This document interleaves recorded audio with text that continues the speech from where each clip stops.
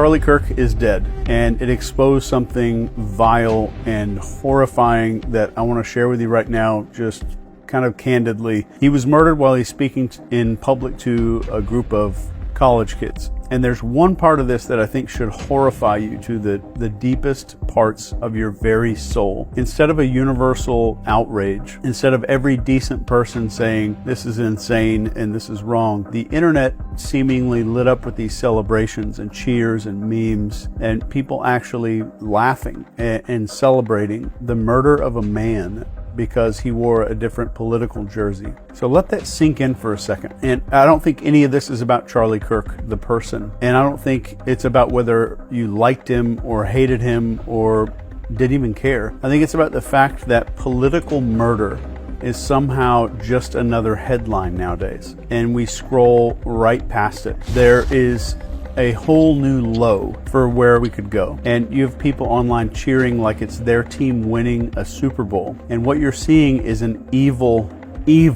mask slipping. This is a signal, and it's a signal that we, and I do mean we all, crossed into something that is a lot darker than just politics. This right here, what we're seeing, is what happens when violence becomes part of a political conversation. When actual TV networks air over and over clips that encourage people to see the other side not as neighbors that we might disagree with, but as enemies that need to be destroyed, as the threat to society. And you've seen it, I have no doubt. We all have seen this. People in the media saying these people are a threat, these people are dangerous, maybe some violence is justified, and it's not fringe anymore. This is mainstream. And there are thousands of these clips out there aired to millions of people, kind of nudging, suggesting, maybe planting seeds that maybe a fist, maybe a bullet is a legitimate form of political debate. You resist the temptation to run up and wring her neck. Biggest terror threat in this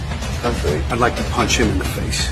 I said if we were in high school, I'd take him behind the gym and beat the hell out of him. Punch some people in the face! When was the last time an actor assassinated a president? They're still going to have to go out and put a bullet in Donald Trump, and that's a fact.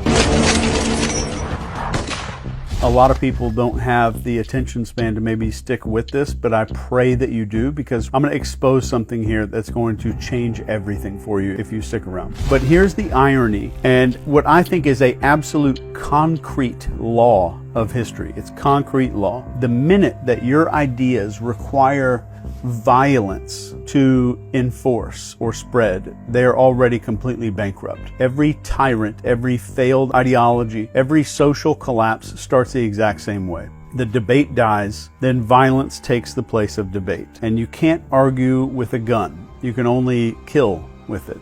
And when killing is the substitute for a conversation, society as a whole starts falling off a cliff. And we all, myself included, we all have been sold the biggest con of our entire life. And this is that the problem is left versus right, or Republicans versus Democrats. And that is the distraction fireworks show that they want us screaming about while they're doing something else. And this is a magician's trick, and I'm about to really show you what Charlie, God rest his soul, has kind of exposed here. If you turned on cable news today, you go in your living room, turn it on, maybe you scroll social media, what are you gonna see? The absolute fringe.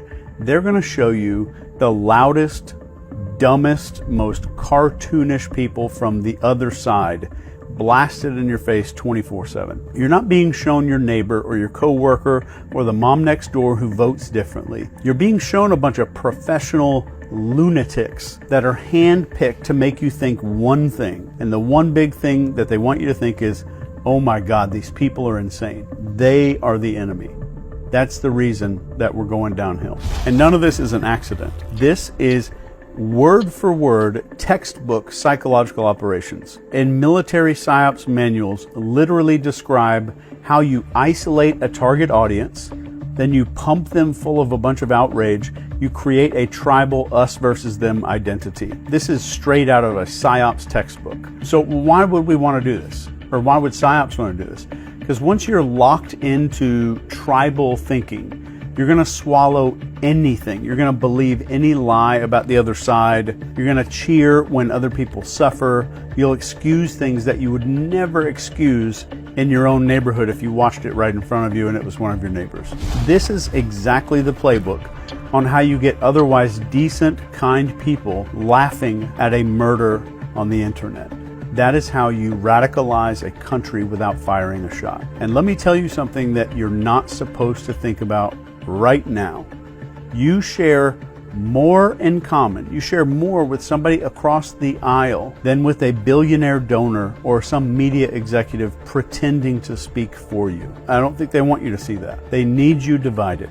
They have to have you blind and full of rage, because a united, sane, connected public is the one thing that they actually fear. So how does a normal person, just a regular person, a guy who loves his kids, pays his bills, maybe argues politics at Thanksgiving, how does he turn into somebody who cheers at the assassination of a political opponent on the internet? This does not happen overnight. It is a formula, and I'm going to lay it out for you very plain right here.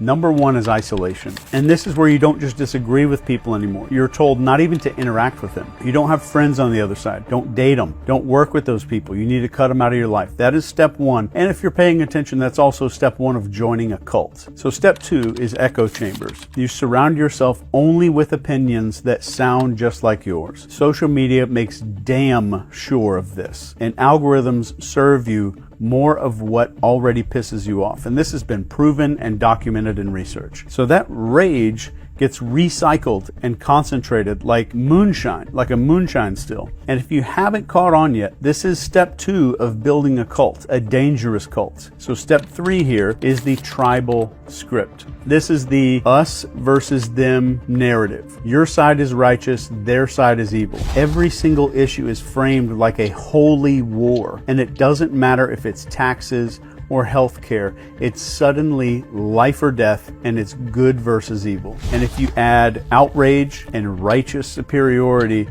and our brain chemistry starts going bonkers, crazy, that cocktail makes people feel morally justified in hating and silencing and celebrating violence. That is true radicalization. That's how you turn regular people into basically a sleeper agent without them even knowing.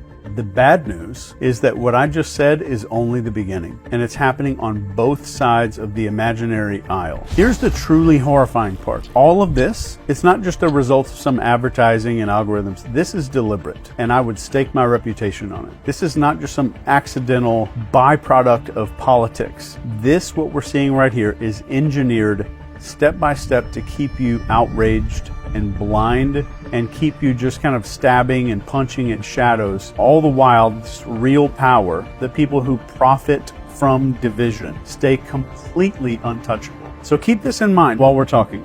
You have more in common with someone who voted different than you did than the people that you see parading their narratives on TV. Please keep that in mind forever, if you're able to. An absolutely brutal truth that nobody really wants to face. Assassinations that, especially like we saw with Charlie Kirk, assassinations are not usually about stopping some kind of evil. They're about stopping ideas. You don't kill somebody because their argument was weak. You silence them because you were terrified that their words are working on people. Think about Martin Luther King Jr. He wasn't murdered because he was irrelevant and he had bad ideas. He was killed because his vision of racial and economic unity and equality was gaining traction in the country. If you look at President Kennedy, JFK, he wasn't taken out because he had no power or had crappy ideas. He was killed right as he started poking holes in this weird, dark system's grip on our war and defense and secrecy. Mr. Rabin, this guy, Rabin, I think, assassinated in Israel. Nobody did it because he was a joke or because he was a laughingstock. He was killed because he was pushing in Israel for peace, and peace threatened power. Peace threatened power. History is unbelievably clear on this. If debate dies, when open conversation gets replaced with suppression or intimidation and ultimately violence, society walks into a death trap. There is not an exception to this. So the ideas that require censorship or intimidation or blood to survive, They are 100% of the time poison. An idea that can't survive in the sunlight has to live in the shadows. And that is the death spiral that we are in if we don't stop this shit right now. So let's look at the other hand in this magic trick. Remember we talked about there's some misdirection going on here. For decades, the press, the media was supposed to be our watchdog. They're going to find all the facts. They're going to hold the powerful accountable. They're going to keep people informed. And again, you can see this with your own eyes. It's not right versus left. Look closely at the media. It's not right versus left. This is darkness versus light. The media is a circus tent with a lot more in common to a casino. This is a propaganda machine just churning out outrage. Let me just tell you exactly how this works. Facts are boring to people. Outrage is more likely to sell. It's more likely to keep you looking at the screen. That's their metrics. That's what they get paid based off of. So instead of showing you some kind of reality, they're showing you this carefully curated nightmare reel of the absolute worst of the other side. They're not giving you the whole picture. They're giving you the most extreme clips that they can find because they know that you're going to watch. They know that you're going to get pissed off when you see it all, and you're going to come back for more tomorrow. In fact, to me, if I'm very honest, if something doesn't fit their narrative, it is completely ignored. But if a story can be kind of twisted into a blame game, then it is. So they're not showing you reality in any sense. They're showing you a story designed to keep you loyal to your tribe, addicted to whatever their version, twisted horror movie version of reality really is. And what's truly disgusting, what I am genuinely nauseated by. We tend to think, oh yeah, the media is trying to sell ads for some pharmaceutical stuff, and they're trying to sell some car commercial breaks and things like that. That's not it.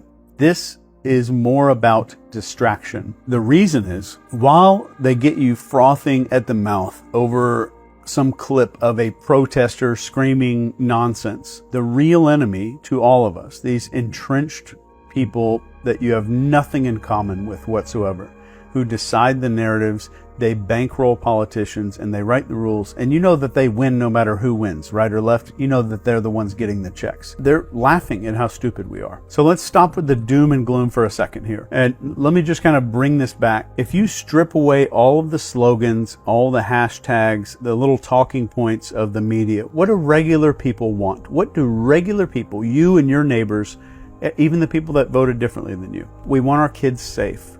We want a roof that doesn't leak. We want food in the fridge. We want a job that doesn't crush our frickin' soul. And we want some goddamn honesty from the people who claim to represent you, to represent us. And guess what? That guy that you don't like with the bumper sticker down the street, he wants the same thing. The woman with the MAGA hat at the grocery store that you thought was an idiot, she wants the same thing. The mom who is too busy working 3 jobs to even care about politics, she wants the same thing too. But what do they not show you on TV? What is the one thing? It's that you have that much in common with the people who voted different than you. They will never show you that. They show you the screaming protester with the purple hair threatening to burn a bunch of stuff down. They show you this red-faced conspiracy guy spitting at the camera talking about crazy stuff. They show you the absolute fringe because fringe pisses you off. Fringe makes you hateful and angry. Fringe makes you think that the other half of the country has lost its freaking mind. There are absolute real studies on this. There's hard data proving that these algorithms and the media deliberately push exactly what's going to piss you off. Because the more enraged you are, the longer you're going to stay hooked. And they're literally feeding you a diet of enemies instead of neighbors. They're programming you to see the world through some kind of warped carnival funhouse mirror, where these loudest, weird-ass 1% of extremists look like 160 million people, and it's not. It is a lie. It is a lie. And if that's a lie, then let me say one thing that's true. And let me give you the truth here. You and that weird uncle that you argue with at Thanksgiving, you're not enemies. You're both being played. You're both being manipulated. And the second that you realize that, the second that you look across the aisle and see a fellow human being instead of some caricature cartoon, is the moment that the scam starts to collapse. And I think I know what you might be thinking here. So if it's not left versus right, then who the hell is pulling all these strings? Who benefits? So let me ask you, Who benefits from you hating your neighbor? Because let's be honest, regular people don't profit from this chaos. Regular people don't. But someone does, and that someone is what I personally call the covert elite, because we have elite and then we have covert elite. And these aren't like a bunch of Looney Tunes cartoon villains in some underground lair. These are CEOs and mega donors to political campaigns. And you notice how they donate to both sides? These are political lifers, media conglomerates. These are the people who cash big ass checks no matter who wins the election. They operate on both sides of the aisle because the sides pay out. They don't care about your values. They don't care about your family or your future. They care about one thing, and that's control. And let me tell you, division is the cheapest, most effective tool ever invented for that. Look at how psyops are described in military doctrine. You identify your target audience, you feed them carefully selected information, and you push their emotion until their behavior changes. This isn't theory. That's written down in black and white. And it's the same exact playbook that's being used on you and me, my family, my parents, all of us. Except this time the battlefield isn't Afghanistan. It's not some country in the Middle East. It is your living room. It's your Twitter feed. It's your nightly news. It's right here where you're looking at my face, whatever device you're watching this on. This is the battlefield. This is why both parties, you're hearing them scream about each other nonstop, but they never really seem to touch the things that matter. And you ever notice how there's always money for war, but there's never money to fix our roads? You notice how billionaires always seem to fund both sides of the elections. And if you've ever noticed, if you take a good look, corruption is a bipartisan issue. That's not incompetence. So whatever it is for the elites, they need you locked in this tribal, us versus them, tribalistic warfare. Because if you ever woke up and you started to realize that you share more in common with the other side than a single millionaire donor on your own side, the entire game starts to collapse instantly. And I think if you realize this, you'd stop fighting each other. You'd start realizing that the right versus left is fake. And I think that purely terrifies them. So who knows how long this video is going to last on YouTube. But let me be crystal clear about one thing. The real enemy isn't your Democrat neighbor with the yard sign that pisses you off. It's not your Republican uncle who posts stupid memes on Facebook. The real enemy is entrenched power. And it's an entrenched power that thrives on one piece of fuel, and that fuel is chaos. The real enemy is those people who profit when you are divided and distracted, and most importantly, when you are dehumanizing your fellow Americans. This was never about left versus right. It was always about the people versus the powerful. So here's the starting point. It's just sanity. Just plain, everyday, common sense sanity. And ask yourself, do you genuinely want political opponents murdered in the streets?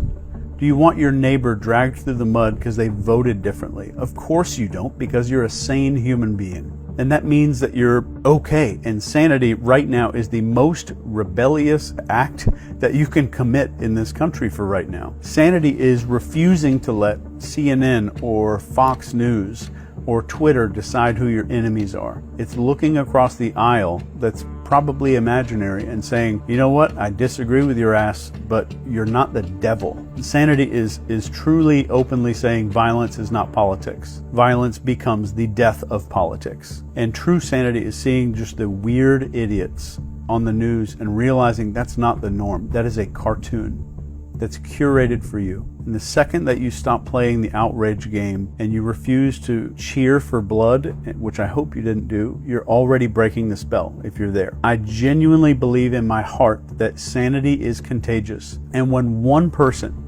refuses to take the bait, the echo chamber starts cracking a little bit. 10 people refuse, it starts breaking open a little bit more. And let me be super clear here. When millions of people, if this were to happen, or were to refuse, the machine will collapse. I guarantee it. We don't need permission to stop being pawns on the board. The minute that you decide right now that you will not be programmed into hatred, then you have started to win. And that's the first step to being sane. And it starts with you. Mr. Charlie Kirk, his death was a mirror for all of us. And it's a mirror showing us how that we have fallen, because when we see murder being celebrated, when we see neighbors that are treated like enemies, that's the signal. And I think the good news here is that the machine only works if we feed it. It only runs on our clicks and our outrage and our willingness to see half of this country as a horrifying monster. If you starve this, it's going to die. It's as simple as that. Just think about your neighbors. Look at the people around you. Your neighbors, your co-workers, the parents at your kids' school. Do they really look like these dipshits that you see on TV and on social media? Do they actually match these memes and all the screaming clips and stuff? Hell no. They look like you. They look like me. We're tired and overworked. We're worried about bills. We're praying for a future that isn't just bonkers, batshit crazy. That's the America that cameras don't show you, because if they did, you'd stop hating people. You'd start seeing reality. So here is the pledge. Here's my one thing that I want to give to you here. And you can say this pledge out loud if you need to.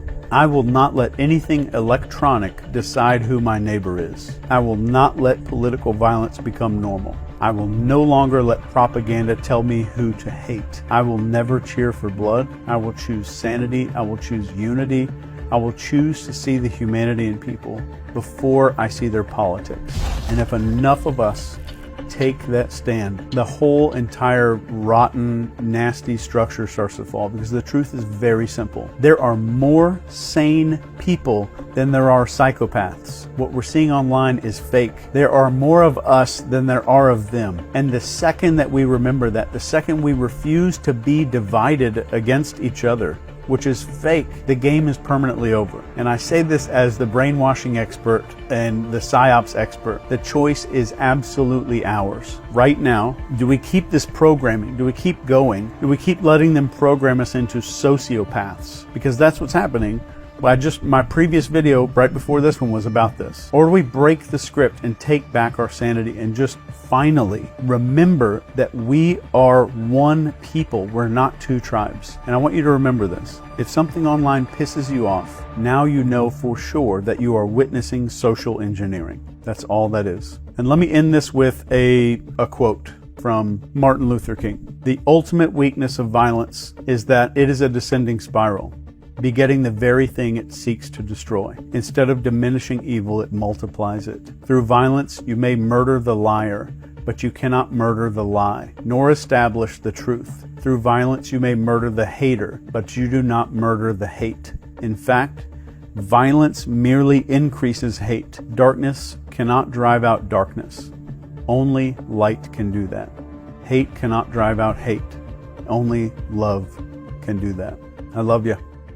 Please, please, God, send this to somebody that you know. Take care.